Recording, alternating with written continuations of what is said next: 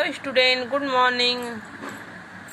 आज की इस वीडियो में आपका स्वागत है। आज मैं इस वीडियो में आपके लिए लाई हूँ एनसीईआरटी हिंदी पाठ पुस्तक आरओ भाग 2 का लेसन नंबर 1, जिसका नाम है बच्चों भक्तिन।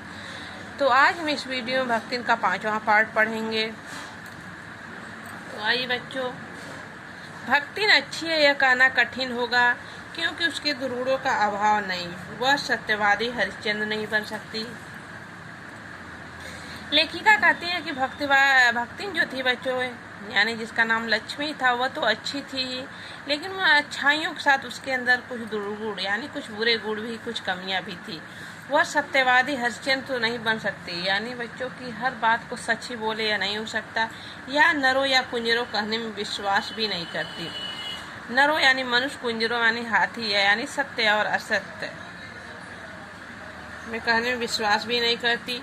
मेरे इधर उधर पैसे पड़े रुपए भंडार घर की किसी मटकी में कैसे अंतरित हो जाते, यह रहस्य भक्ति नहीं जानती। लेखिका बच्चों महादेवी वर्मा कहती हैं कि मेरे घर में जो भी पैसे इधर उधर पड़े रहते थे, उसको भक्ति संभाल कर भंडार गृह के मटके में संभाल कर वो रख देती थी। यह रहस्य भी भक्ति नहीं जानती, इस बात को सिर्फ भक्ति नहीं जानती थी, पर उस संबंध में किसी के संकेत करते हुए उसे शास्त्रार्थ के लिए चुनौती दे डालती, जिसको स्वीकार कर लेना किसी तर्क शिरोमणि के लिए संभव नहीं। यह उसका अपना ही घर ठहरा पैसा रुपया जो इधर उधर पड़ा देखा संभाल कर रख दिए, यह क्या चोरी है? भक्तिन कहती है यदि अपना ही घर, वह महादेवी वर्मा के घर को अपना ही घर समझती थी और कहती थी यदि पैसा इधर उधर पड़ा है उसको संभाल कर रख देना, क्या यह चोरी है? क्या यह शास्त्रार्थ के लिए, क्या यह शास्त्रार्थ में गलत बताया गया है कि पैसे को अगर घर में अपना ही घर समझते थे, पैसे को वह संभाल कर रख देना इधर उधर पड़ा है, तो क्या यह चोरी है? उसके जीवन का परम कर्तव्य मुझे प्रसन्न रखना है। लेखिका कहती है कि जैसे लगता है भक्तिन के जीवन का परम कर्तव्य मुझे खुश रखना था। यदि मुझे जिस बात पर गुस्सा भी आता, जिस बात से मुझे क्रोध आ सकता, उसे बदल कर इधर उधर करके वो बताना क्या झूठ है? लेखिका कहती है यदि जिस बात से मुझे क्रोध या गुस्सा आता था, उस बात को भक्तिन इधर उधर पलट कर बात को बदल देती थी, जिससे मुझे क्रोध न आए। तो वह उसे बदल कर इधर उधर बताना क्या झूठ है? इतनी चोरी और इतना झूठ तो धर्मराज महाराज में भी होगा। भक्तिन कहती है कि इतनी झूठ, जो जिस झूठ से किसी का फायदा, जिस झूठ से किसी को खुशी मिले, धर्मराज महाराज में भी होगा। ऐसा तो शास्त्रार्थ में भी किया गया है, नहीं तो वे भगवान जी को कैसे प्रसन्न रख सकते, संसार को कैसे चला सकते? इतना तो हर शास्त्र में, हर धर्म में चलता है, भक्तिन कहती है। आगे देखिए बच्चों, शास्त्र का प्रश्न भी भक्तिन अपनी सुविधा के अनुसार सुलझा देती थी। मुझे स्त्रियों के लिए सिर घुटना अच्छा नहीं लगता था, अतः मैंने भक्तिन को रोका। उसे कुंठित भाव से उत्तर दिया, शास्त्र में लिखा है।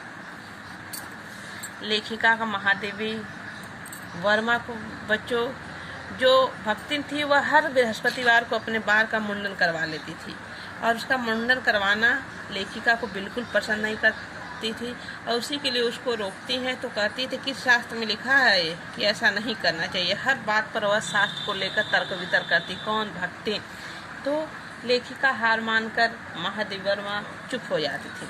शास्त्र का प्रश्न भी भक्तिन अपनी सुविधा के अनुसार सुलझा लेती थी। मुझे स्त्रियों का सिर घुटना अच्छा नहीं लगता है। महादेवी वर्मा कहती है कि भक्तिन, मुझे स्त्रियों का सिर मुंडवाना यानी गंजे होना अच्छा नहीं लगता है।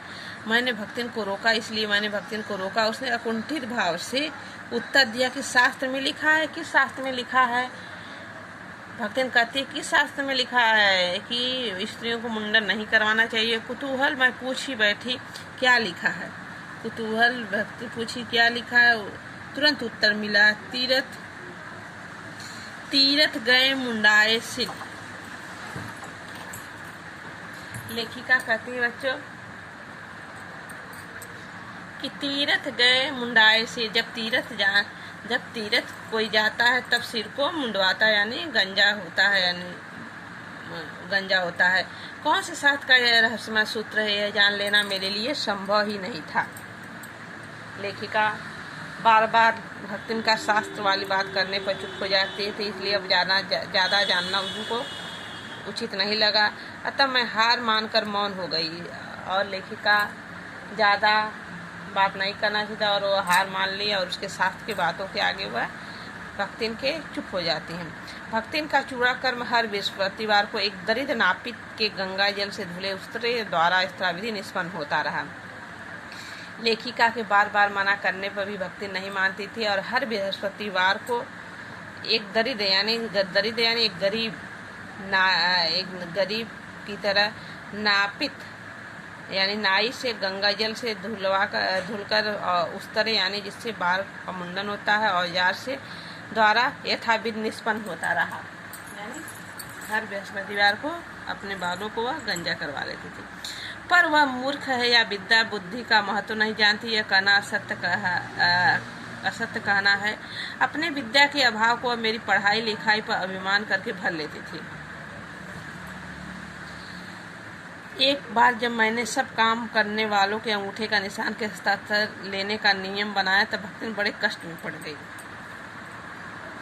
लेखिका महादेवी वर्मा पढ़ी लिखी थी और वह भक्तिन पढ़ी लिखी नहीं थी, इसलिए हर बात को वह उनको लेखिका को कहती थी कि ये पढ़ी लिखी है, इसलिए इनको अपने आप बहुत अभिमान है। यही बात करके वह हर बात को टाल देती थी। एक बार मैंने भी लेखिका ने महादेवी वर्मा ने बच्चों यह योजना बनाया कि सब काम करने वाले यदि अपना सिग्नेचर यानी हस्ताक्षर करेंगे तभी उनको पेमेंट देंगे यानी सैलरी देंगे उनका। तो लेखिका बड़े कष्ट में पड़ गई क्योंकि उसे पढ़ने की मुसीबत वह पढ़ने भक्तिन जो थी बच्चों वह क्योंकि वह पढ़ने का मुसीबत नहीं उठाना चाहती जो भक्तिन थी। दूसरी जो सब गाड़ी वाले दाइयों के साथ बैठकर पढ़ना उसका वयोवृद्धता का अपमान लगता था और सब जो घर में काम करने वाले वर्कर थे बच्चों जो नौकर चाकर थे उन सबसे भक्तिन का उम्र जो अधिक था वयोवृद्धता यानी बहुत अधिक उम्र के साथ पढ़ना उसका अपमान लगता था, बैठना उठना अपमान लगता था। अतः उसने कहना आरंभ किया अपने मालकिन तो दिन रात की तबीयत में ही पड़ी रहती हैं, अब हमहू पढ़े लागब तो घर गृहस्थी कौन देखे सुनी। वो तो भक्तिन जो थी बच्चों पढ़ना नहीं चाहती थी और पढ़ने से पीछा छुड़ाना चाहती थी, इसलिए कहती कि जो मेरी मालकिन है यानी लेखिका महादेवी वर्मा है जो है वो तो दिन रात की तबीयत में पढ़ी रहती है यानी जो किताब में ही दिन भर पढ़ने लिखने में ही पढ़ी रहती हैं। तो अगर हम भी ऐसा करने लगेंगे तो घर का काम कौन करेगा, यह कहकर वो अपना पीछा छुड़ाना चाहती है। पढ़ाने वाले और पढ़ने वाले दोनों में इस तरह का ऐसा प्रभाव पड़ा कि भक्तिन इंस्पेक्टर के समान क्लास में घूम घूम कर किसी के आई की बनावट, किसी के हाथ की स्थिरता, किसी की बुद्धि की मंदता पर टीका टिप्पणी करने का अधिकार पा गई।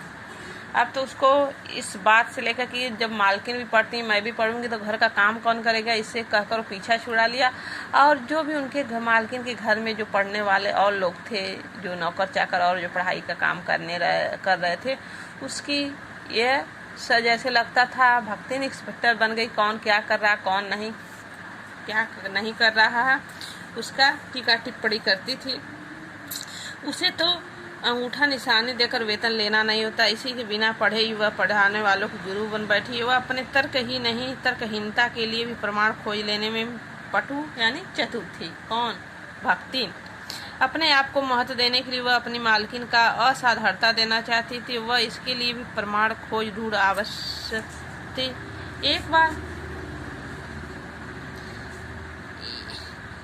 एक बार जब मैं उत्तर पुस्तकों और चित्रों को लेकर व्यस्त थी तब भक्तिन सबसे कहती घूमू विचारो तो दिन रात काम माँ झुकी रहती है और तुम पचे लोग घूमती फिरती रहती हो।